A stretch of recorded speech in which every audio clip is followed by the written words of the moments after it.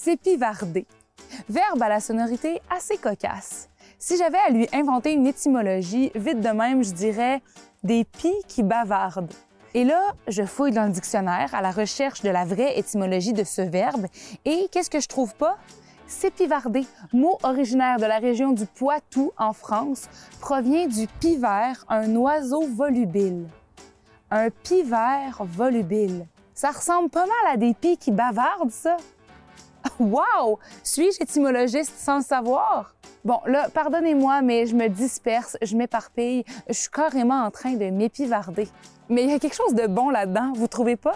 Quand on prend soudainement le temps de flâner, quand on s'accorde le luxe, l'immense luxe de ne pas être pressé par quoi que ce soit, on se met à flotter, on se met à profiter de tout. Un rien nous fait sourire et on se rend compte qu'on est capable de créer un autre temps.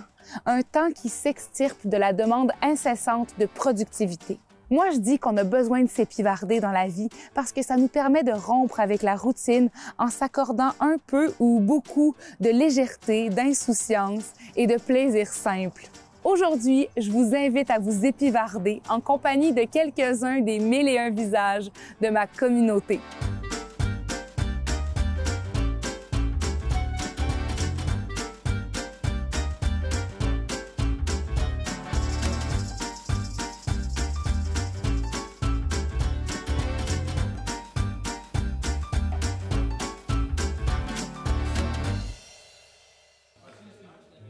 Moi, personnellement, je fais de la musique électronique. Je suis DJ. J'aime beaucoup faire de la recherche musicale et puis refaire découvrir aux gens des morceaux oubliés ou ben parfois erronés. Mon nom d'artiste, c'est Monsieur Nocturne.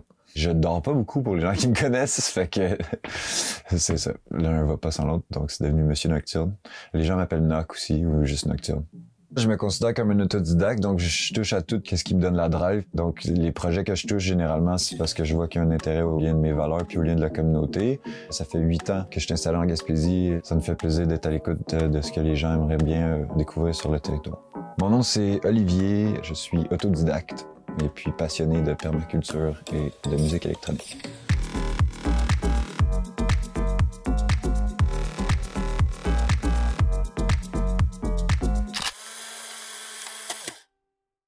Electric Sound System, c'est un collectif d'artistes alternatifs. Donc alternatifs, j'entends qui sont des arts qui sont pas nécessairement valorisés ou pratiqués en grand nombre sur la pointe gaspésienne, donc dans notre région. On se met ensemble pour valoriser ce qu'on fait et puis être capable de créer des initiatives puis des opportunités pour qu'on puisse vivre de notre art ou bien au moins pouvoir pratiquer notre passion et puis se professionnaliser aussi si l'artiste le désire.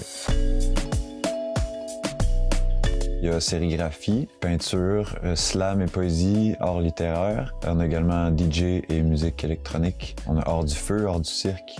Sinon, le collectif organise plusieurs collaborations, comme là, on a un skate fest avec la ville où est-ce qu'on va pouvoir mettre en valeur le beau nouveau skatepark de Gaspé. Dans mes projets aussi, je suis un grand fan de permaculture, donc je suis venu m'installer à Val d'Espoir parce qu'il y a la nouvelle école de permaculture et d'innovation qui vient d'ouvrir.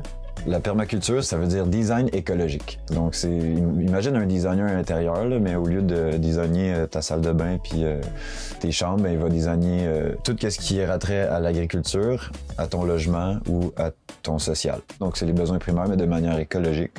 Quelle méthode peut être le mieux adaptée chez vous en harmonie avec ce qui t'entoure sur 12 principes bien prédéfinis. Avec la crise du logement, bien, on s'est précipité aussi sur un terrain, ma copine et moi, là, pour bien s'installer. Donc, éventuellement, on va faire construire la maison sur le terrain. Le plan est déjà fait, on a les permis, etc. C'est juste la petite crise du logement et puis l'augmentation du prix du matériel qui nous a barré un petit peu.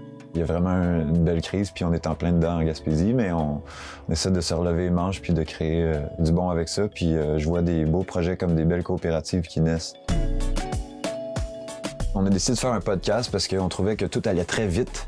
Donc, on a appelé le podcast le petit break de la semaine. Donc, se rappeler dans le milieu de la semaine de ralentir et puis d'écouter de la musique. Et puis, ça nous permet de mieux discuter des artistes et puis de mieux approfondir notre connaissance. Et puis, en même temps, on reçoit des invités locaux et puis des artistes de notre entourage. Fait que c'est assez pertinent puis c'est super cool. Puis ça nous permet de prendre un petit 2 minutes pour relaxer. Hey, fait que salut tout le monde, bienvenue au petit break, comme on dit souvent. On est au paquebot, l'habitude, blablabla. OK, cool. Ce qui est le fun avec le paquebot, là, c'est qu'il y a une belle collection de vinyles ici. Puis j'ai sorti mes préférés. On est dans le vieux rap, admettons. Puis ça, c'est un classique. Oh non, je connais pas ce verbe-là. Sipivarder, pour moi, ce serait être à plusieurs places en même temps. J'en fais beaucoup, j'ai de la misère à dire non. Puis des fois, c'est une qualité, des fois, ça peut être à mes dépens. Ma pierre tombale, ça serait probablement pas une pierre tombale, ça serait un arbre. Je sais pas si on pourrait nécessairement écrire dessus, mais on pourrait définitivement écrire « Si on ne peut pas danser, ce n'est pas ma révolution ». C'est une phrase que Emma Goldman a dit qui voulait dire « C'est pas parce que je suis en train de danser que je ne pense pas à ce qu'il y a à faire et mes responsabilités. Et puis, je peux quand même profiter de ce qui est beau dans la vie. » Ça fit beaucoup avec les valeurs gaspésiennes. Le vivre ensemble, ça se ressent en Gaspésie. C'est très important. Si on prenait un petit 5 minutes des fois pour se concentrer sur ce qui est bon, là, il y a tellement de beaux projets puis tellement de belles choses qui se passent autour de nous. Fait que je me dis que si on peut juste prendre l'énergie que j'ai en ce moment pour faire un autre projet qui va peut-être aider des gens puis s'épanouir dans notre société, ben, je serais bien content d'être là.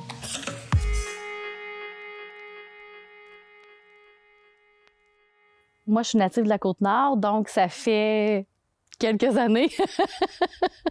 Ça fait 39 ans que je vis sur la Côte-Nord. Ici, à Pointe-aux-Outardes, c'est depuis environ 17 ans. Les Nord-Côtières, c'est une communauté, en fait, qui rassemble les femmes de la Côte-Nord. On organise des activités pour les femmes de la Côte-Nord, surtout en plein air, mais aussi pour faire découvrir des activités auxquelles ces femmes-là n'auraient jamais peut-être participé. Par exemple, cet hiver, on est allé faire de la pêche sur glace. Aujourd'hui, en fait, on était supposé faire un beach party, donc journée à la plage. Par contre, la température permettait pas vraiment l'activité. C'est pourquoi on est ici au Parc Nature, qui est autant merveilleux, puis la pluie est arrêtée. Je suis Geneviève Saint-Laurent. Je suis ambassadrice pour la MRC de Manicouagan pour les Nord-Côtières.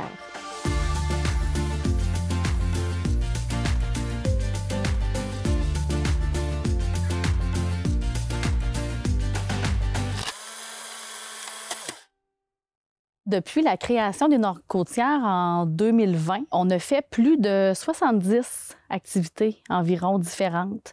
Puis ce qui est intéressant, c'est qu'il y a une femme qui nous avait déjà dit « ben moi, je suis pas vraiment certaine de participer, tu sais, je suis pas super sportive. » Mais on lui a dit « au contraire, tu te joins à nous, puis c'est sûr qu'on te laisse pas en arrière, là. » Tout le monde s'entraide, tout le monde se parle. Il n'y a pas de souci de performance non plus. Ça permet d'essayer, premièrement, une nouvelle activité, mais ça permet aussi de se dépasser. Il y avait aussi des femmes qui ne venaient pas de la région. Donc, ça permet ça aussi, les Nord-Côtières, c'est que ça fait découvrir notre région. On crée aussi peut-être un peu un sentiment d'appartenance pour les femmes qui arrivent d'ailleurs, un cercle aussi, un réseau finalement, pour suivre leur aventure dans leur nouvelle région. On essaie d'initier des activités aussi qui ressemblent un peu à ce qu'on retrouve sur la Côte-Nord, que ce soit de la cueillette de petits fruits, de la pêche, aussi simple que d'aller glisser l'hiver des randonnées en raquettes. Il y a aussi des ambassadrices qui sont expertes en escalade. Nos plans, c'est d'organiser peut-être des petites sorties de chasse, faire des sorties peut-être... Oh, excuse-moi les oiseaux, là.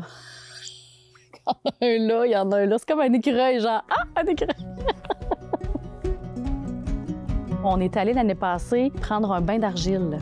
C'était merveilleux. Les femmes avec nous, là, c'était comme s'ils étaient redevenus enfants. Puis après ça, on a pu se rincer dans le fleuve qui s'était réchauffé. Donc, on s'est rincé comme dans un bain presque, là. On avait été informé que la marée allait monter vers telle heure, par exemple. Donc, nous, on a tellement eu de plaisir. On s'est enduit d'argile. Pour la plupart, de la tête aux pieds. Pour certaines, de la tête aux pieds. Donc, on s'est rincé, puis tout ça. Puis, évidemment, l'heure a passé très vite. Donc, quand on a voulu revenir, la marée était montée. Ce qu'il a fallu faire, c'est qu'il a fallu escalader le cran de roche dans le fond. Fait que ça a été quand même une belle mission pour plusieurs parce que marcher sur la plage en babouche, c'est une chose, mais de marcher sur des roches, ça, c'était quelque chose. Je suis quand même quelqu'un qui adore observer les paysages, prendre en photo aussi les paysages. Et ma mère est décédée le 1er janvier cette année. 2 jours environ après son décès, on était au chalet. Et le coucher de soleil était tellement spécial. J'avais jamais vu un coucher de soleil aussi beau. Puis avant le décès de ma mère, ben je lui avais quand même demandé, bon, mais j'aimerais ça que tu viennes me faire des signes. Puis bon, ma mère savait que j'adorais prendre des photos. J'ai comme pensé que c'était un petit clin d'œil de ma mère.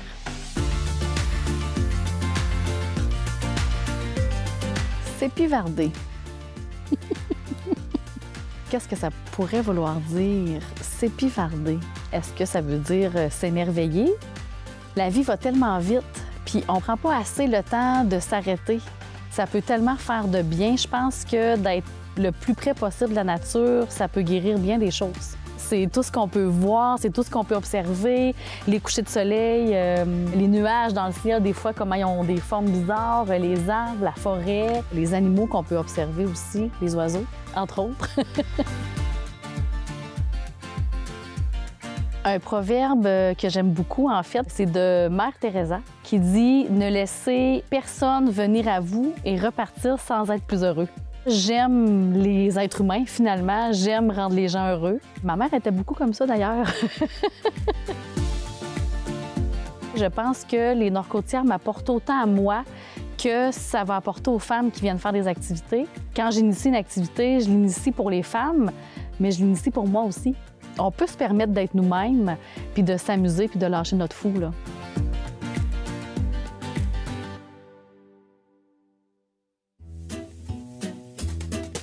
S'épivarder, pour vous, qu'est-ce que ça veut dire? S'éparpiller partout. Oui, est-ce que c'est un mot que vous utilisez? Pas du tout.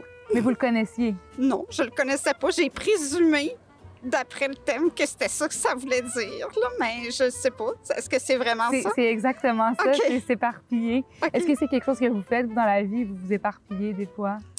Non, je suis quand même organisée. OK, parfait. Est-ce que vous faites ça des fois, vous? M'épivarder, pas beaucoup. Pas beaucoup, probablement pas suffisamment, mais pas beaucoup. Vous pensez que ça a du bon de s'épivarder? Ça peut avoir du bon dans la mesure où c'est pas un trait permanent, Mhm. de temps à autre. Un peu de liberté, mais pas tout le temps. Vous, avez-vous déjà entendu ce mot-là? Oui, Oui? c'est un beau mot. Ouais. J'aime ça, m'épivarder. Qu'est-ce que ça veut dire pour vous? Ça veut dire prendre ses aises. Ah, mais j'aurais passé le temps. Puis vous faites ça, vous prenez vos aises? Oh oui, j'adore. C'est les plus beaux moments de la journée, c'est quand je m'épivarde. Est-ce que vous pensez qu'on devrait plus s'épivarder dans la vie? Vraiment. Ouais. Ça ferait du bien. Beaucoup de monde là, stressé, s'ils s'épivardaient un peu plus, ça serait bon.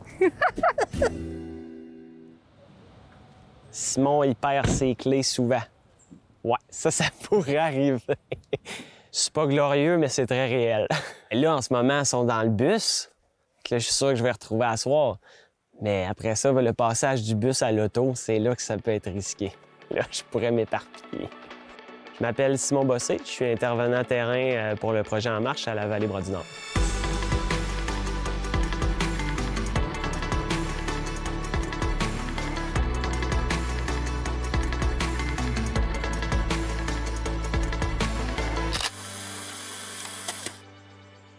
S'épivarder, j'ai déjà entendu ça, c'était ma amie qui disait ça. C'est pas s'énerver, mettons, c'est être euphorique, s'épivarder. Clairement qu'il y a des journées qu'on s'épivarde à travers le travail, puis il peut y avoir de l'épivardage par-ci, par-là. Le projet En Marche, c'est un projet de réinsertion socio-professionnelle. On couvre une clientèle de 16 à 35 ans. C'est tous des jeunes de la région, dans la région de Port-Neuf. Ça peut être des individus avec des problèmes de consommation, que ce soit drogue ou alcool. On a de plus en plus aussi de cyberdépendance. Des individus qui sont comme oubliés dans une zone grise de la société. Fait qu'ils font pas partie du système scolaire, font pas partie d'aucun filet social. N'ont jamais eu d'aide ou savent pas comment aller en chercher, se sont englués dans un quotidien où ils savent plus où donner de la tête ou quoi faire pour s'en sortir, puis qui se réalisent pas à travers ça. Fait que dans le fond, nous autres, comment ça fonctionne, c'est que ça va être 6 mois. Normalement, c'est de fin mai jusqu'à mi-novembre. Ils sont avec nous 4 jours semaine, du lundi au jeudi. On travaille avec eux dans les sentiers. Fait qu'ils mettent la main à la pâte dans le développement puis dans la construction de sentiers de la Vallée-Bras-du-Nord.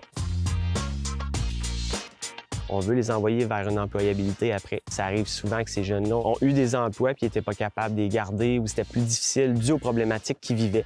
Fait que le milieu professionnel régulier ne cadrait pas bien avec eux. Fait que là, on vient redorer leur estime personnelle puis leur redonner un contrôle de eux à travers un milieu professionnel.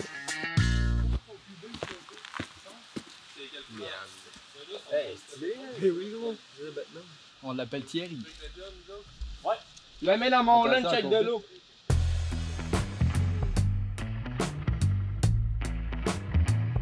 On les amène à se dépasser, à aller dans des sphères d'eux-mêmes qu'ils n'ont jamais touchées puis qui se doutent même pas qu'ils ont.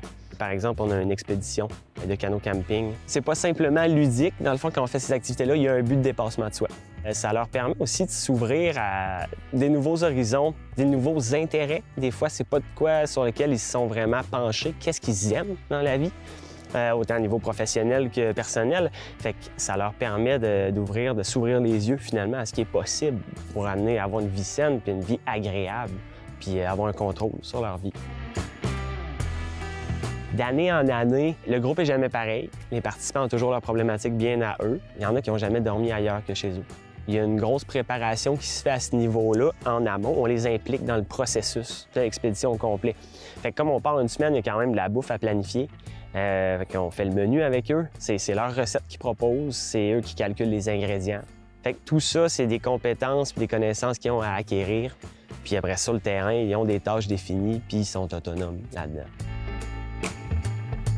C'est des journées assez physiques. Puis le lunch, c'est des fois pas facile. Il y en a qui s'essayent avec juste des bâtons au début de la saison, ça marche pas beaucoup.